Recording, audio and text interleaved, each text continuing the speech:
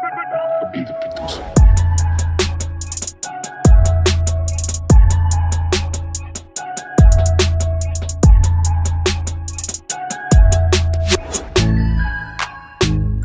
hi, Amr. Pleasure to meet you.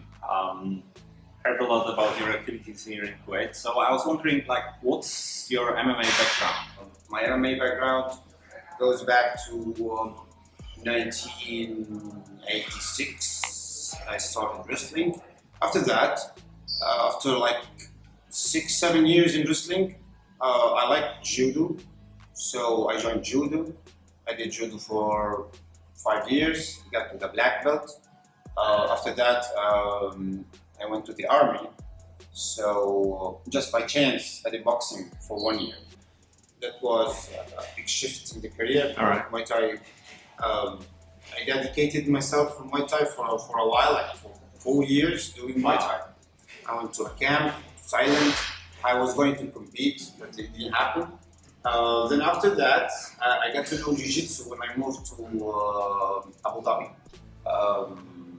After that, I went to Canada when I really got to know MMA in its real shape, training with champions like Brandon Vieira and Tapao Jambalinton.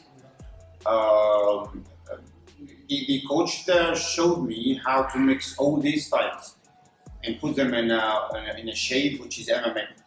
I didn't compete, unfortunately, but sparred a lot, like very small competitions between gyms in the neighborhood. Eventually, you found the Warlions MMA here in Kuwait. Oh yeah. Care to say a word or two about it? Like, you know, what's exactly Warlions MMA? Okay, Warlions MMA is my brand. I'm very proud of it. When I came back from Canada, I decided to open an MMA gym here in Kuwait. I opened my own gym, and the journey started by choosing good or potential fighters. Yep. To compete in here in Kuwait first before we go outside Kuwait for the Middle East and GCC. It's quite clear that you achieved quite a success here in Kuwait. So I was just thinking, what's the secret behind it? You know, if you can share. The secret is, I think, one word only: dedication. Because my fighters and me, we were dedicated to achieve something. Yeah. Like we didn't do this for like to show off or for like a hobby or something. No, we are so dead real in this business. We want to do this. We want to achieve. We want to be number one, not only in Kuwait but in the world. Could you talk more about your methodology? Like, if you're training the guys, right? If you're coaching, what kind of methodology do you use? What kind of technique do you put the most emphasis on? Okay, that's a very good question. First of all, I have two types of people that I train. The first type, the crazy ones. I call them the crazy ones, which will turn to fighters. Either they are already fighters or they're going to turn to fighters. Yeah. And the clients, or the members, or the athletes who do want to fight. You just want to get in a good shape. For the normal people, the members, we do cardio, we do like conditioning, functional training. We do all types of martial arts like boxing, kickboxing, Muay Thai, Jiu-Jitsu. Bits and pieces of everything once formed the MMA shape. For the fighters, it's totally different story. Like first of all, he has to be in a state of mind where he's ready to fight. To do this, he has first to get in shape. Yeah. I'm not talking about the bodybuilding shape or the physique shape. No, to get in shape, like endurance, stamina, strength, all these factors that will make him fight easy. Yeah, because we do 3 rounds, 5 minutes. So I focus on first on if you want to call it fitness. So first of all, I'm building his stamina. Yeah. First of all, him or her stamina. Then I fight find out which style suits him more. Yeah. At the end of the day, he has to do everything. He has to do striking and grappling. I mean, he has to do boxing, kickboxing, Muay Thai, Jiu-Jitsu, wrestling. But some people, they fit them a style more than another. So it's going to be like their major. Oh yeah. Like if I'm dealing with a wrestler, I don't have to worry about his wrestling background. That's it. We're done with that. So I focus on his striking. If I'm dealing with a boxer or a kickboxer, so I have to work on his wrestling and grappling. Yeah. But if I'm dealing with somebody who doesn't have any martial arts background, but he's a potential fighter, I start testing him, put him under pressure many times to see which style fits him more.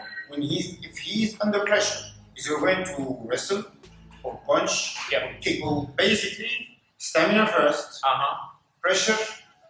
After pressure, I decide which path he's going to take.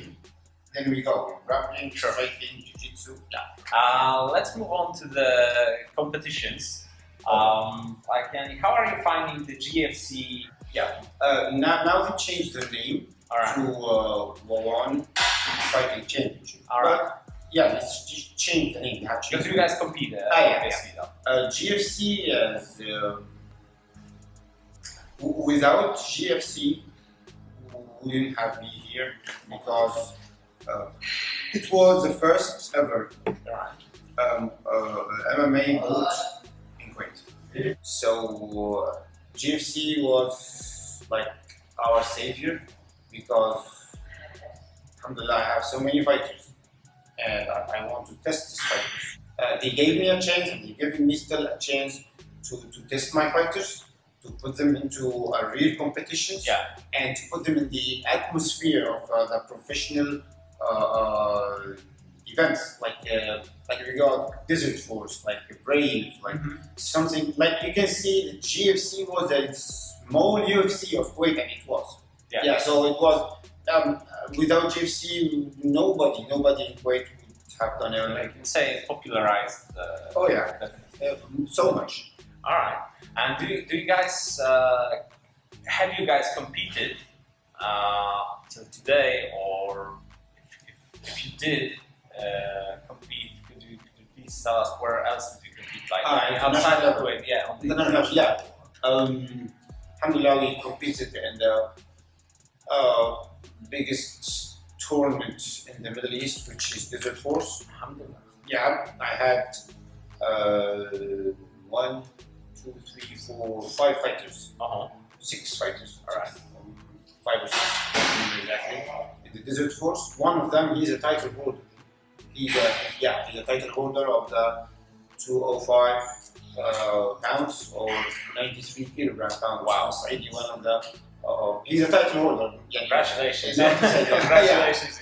And I have many other fighters who competed in Desert Force. Was the biggest MMA event in the Middle East, and it was live on MC Action, which is the biggest, the biggest channel for this kind of thing in the Middle East as well, located in Dubai. That's Desert Force, and now we're competing in Brave. Brave is a Bahraini tournament organization owned by Sheikh Khaled, which is a crown prince of Bahrain. So when is the nearest Brave event? Nearest Brave event is in a couple of months, like I think 1st of August, I guess. And I have a very, very tough fighter fighting there. Now he has 2 straight wins from the first round.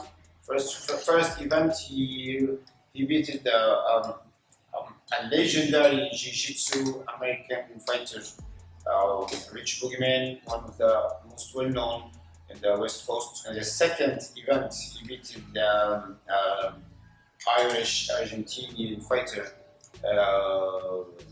Kevin Brodowski. He is, I don't know if you guys know McGregor or not, but he is one of the McGregor's team, and he's trained by Conor McGregor's coach. So it was like so it's quite a huge challenge for us. and we're still competing in GFC, or now it's One FC. We're still competing in One. Last event, we have 5 wins. We have 5 guys, 5 wins. Yeah, and the events. You dominated the event, didn't you? Oh yeah. You know, like one last final question. Yani, what would your advice be to a guy who's, you know, let's say there is a guy who's not into sports whatsoever. You know, he's not shredded, he's not ripped, whatever. He's not conditioned. Where do we start here? You know, with such a guy? If you find the right gym, the right coach, you will be doing cardio. Yeah. You will be doing weightlifting. You will be doing strength and conditioning, endurance.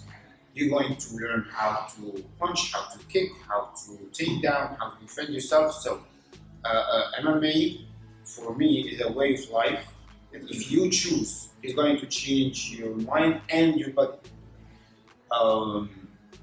So, for any beginner, my advice is don't register in the first gym you see.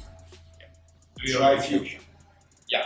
See what's perfect for you, what's best for you. Yeah, that's it. All right. That was quite interesting. Thank you so much for your time.